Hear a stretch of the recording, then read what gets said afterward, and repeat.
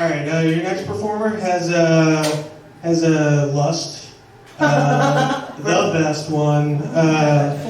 But back to pride. Before I met this person, I'm queer. What? All right.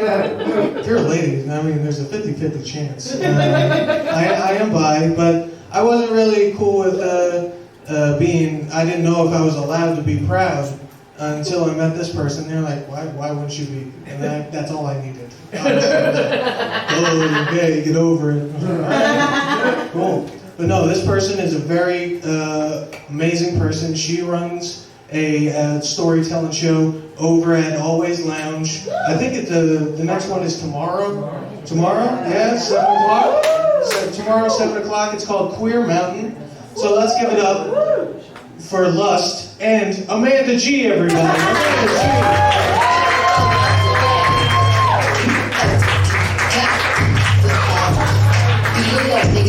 Charge, extra large and extra hard. Put this pussy right in your face. Y'all get this song for me? Is lust really a sin? I don't know. I don't know. I'm happy I got it. I told Joe, I was like, oh, there's like one fucking lesbian on the show, and you picked lust for me because you really wanted to sell tickets. I'm going to bum you out. I'm going to tell you a story about how I met my second girlfriend. There's a lot of lust involved. Well, here's the thing. I came out at 23. And before I came out, I got my first girlfriend. I got a hot girlfriend. Because it was easier to come out when you're like, I'm fucking that. Because everyone relates to lust. Everyone was like, oh, cool, we're not worried about the queer thing when it's lesbians that are hot and hooking up, and that's what we get to think about. So I was in that relationship from when I was 23 to 27. I had a 4-year relationship. Got out of that, and then I was single for the first time at 27. And I was out for the first time as a single person, and lust was like everywhere. Like I was just like a dog humping everything. Like that's how I felt. But I didn't actually do anything. It was just all in my head. Because I was also 27 trying to hit on people for the first time. Which was not a good situation. But I was at a work conference. I am a nonprofit lawyer, so once a year, thank you. That's just as part of the story. I don't need applause for that. But we're broke lawyers, and we have these like continuing legal education requirements. They usually cost money, which I don't have. So once a year, the state bar sends us to Baton Rouge. They give us a conference. It's 2 days. And they give us all of our continuing legal education classes, and after the first day they give us a reception, and then we get to hang out with all the attorneys across the state that do the same thing we do. So of course we go out and get fucked up, like that's what we do. So we are in Baton Rouge, and me and my coworkers go to this bar that's near the hotel. It's a pool hall, and it's called Clicks. Have you seen it on the I-10 when you drive by? And if you know what it is, when I got there, what I learned is people call it clits. Because it's also like kind of a underground lesbian bar. You can't have a lesbian bar in Baton Rouge, I guess. So I get there and I'm hanging out with my coworkers, and I'm in the corner with my one coworker who is straight, but she had this haircut. So it was hot in New Orleans, and she said, fuck it. But everyone there was like, oh, they're together. We are not. And she was smoking Virginia Slims, and I didn't have cigarettes, so I was bumming Virginia Slims. So we looked real fucking gay. Just in the corner of a pool hall smoking Virginia Slims, which isn't even really smoking. Like, if you're gonna hurt your lungs, don't do it on a Virginia Slim. I don't even know if they still make these. This is from 2010, so. Anyway, I'm with my coworkers, we're playing pool, we're hanging out, and in walks in one of the lawyers from the street court, And she walks in, and it's like one of those things where like the whole room stops, right? She's wearing like her lawyer, like a sexy lawyer cosplay kind of thing, you know, with the skirt, like the pencil skirt that's just a little above the knee, but like leaves a lot to the imagination.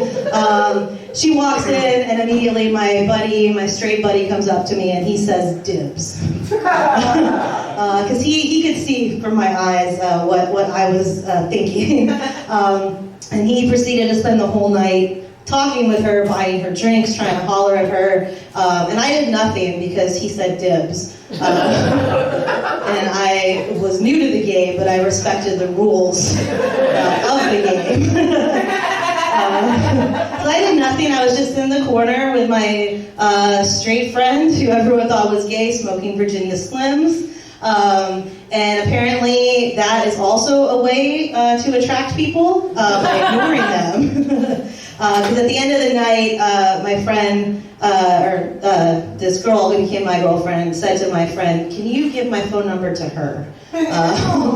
Yeah, so I won the night for sure. And he actually gave me the number, but she lived in Shreveport, so I was just like, okay, I'll text this chick from Shreveport, and we're texting, and I'm just like, hey, if you're ever in New Orleans, hit me up.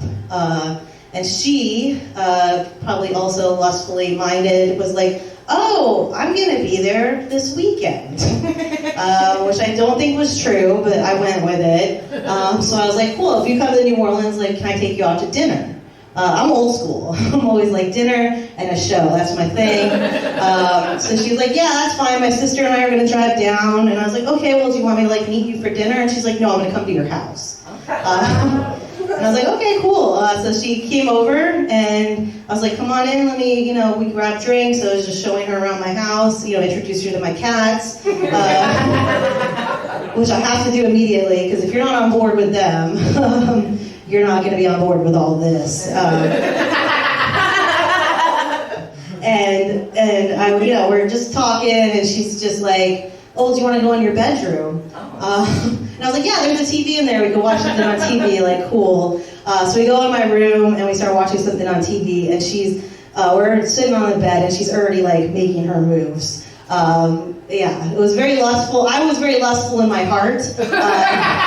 I thought we were going to dinner, and I was very hungry. Very hungry for more than one thing, but I didn't know if I had the energy for the second thing without the dinner that I had planned.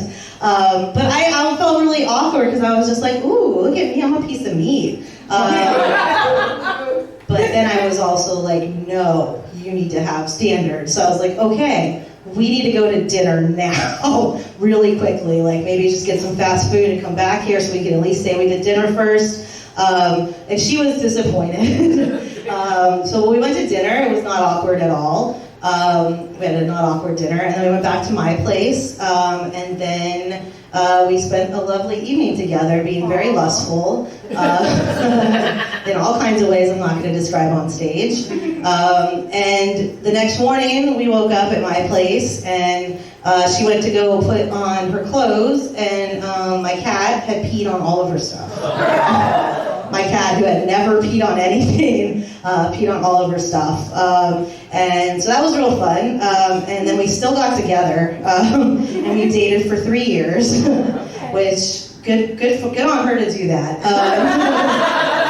I don't know, that might have been a red flag on my end. No, I don't know, we were together for 3 years. We bought a house together. We were very committed, but the thing with lust is it only lasts so long. And once that kind of fades away a little bit, underneath it, we didn't have anything. As you notice, like, we didn't even have dinner properly, like, we didn't have it together. And what I, learned from that, and then also the next relationship, which was 5 years, built off of lust, as well. Because that's what I do. I see someone, and I'm like, this hot chick wants to fuck me. I need to lock this down before she changes her mind. Let's sign a mortgage. That's 30 years. Like, we're in this together. But it didn't work. It didn't work. unfortunately, and I should have trusted my cat's instincts. My cat was onto something there. But I did recently get married. And this was after a lot of therapy and a lot of lustful experiences. And what I realized is like lust can't be everything, you know? Lust can't be the whole picture. And that's where it could be a sin, because it kind of tricks you into thinking like this is good enough. But a healthy amount of lust is good, but there's also like compassion and kindness and humor and someone who has your back and someone who's not fighting with you all the time and someone who genuinely cares about you deep down inside that lust just can't produce. So I'm happy to have those experiences so I can share them with y'all on stage and keep that lust keep it in my heart, but just in a small amount, so that I can have all those other things and get to the place where I am today. So thank you for letting me share.